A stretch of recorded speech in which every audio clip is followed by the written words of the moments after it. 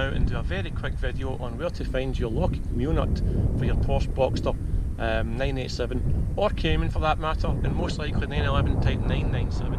I would actually assume that the position of the locking wheel nut is probably the same for 911s and Caymans and Boxsters of this era and beyond. So put in the comments below where your locking wheel nut is located in your Porsche. So I thought I'd sit here just now and do this little part of the video because it's very windy, and I'll talk you through how to go about it. So basically I'm going to be holding the camera throughout, so I'll apologise for any kind of not so great camera angles and of course the wind. So let's just do it now. The first thing you do is you unlock the front with this button here. Hope that is in view okay. You get out. You can unlock the front or the boot with your key fob, or else you can do it with the buttons just like I did. So then you come in here, you look at my nice fairly tidy front, and you have two wee plugs here, one on each side. I've undone them before I started shooting the video, just for ease, for one-handed purposes. So you can see it's actually quite a good size front. It's fairly deep.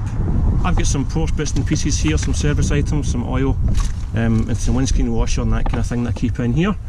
So basically you undo these by just turning them half a turn. They go horizontal, like that. You pull this back, and here you have the compressor, and the tow hook as well is down here at the bottom. And what you're looking for is the locking wheel nut, which is located right here where my thumb is. And that's where it is, that's where it should be. So I'll just set that here just now. I'll fix it in a minute. So I would probably suggest that you have a look in your Boxster or Cayman and just check that your locking wheel nut key is where it should be, because you don't want to be stranded somewhere and then discover that it isn't where it should be, obviously. If you can't find it, or if you've lost it, you can order a replacement from Porsche, or if the worst comes to the worst, you can always just break the existing lock off, which means that your alloys wouldn't be secure, locked as it were. But you know, if it's an emergency situation and you're forced to, you can always do that and then buy another lock at some point in time. So I hope you guys have found that helpful. I hope it's helped someone out there.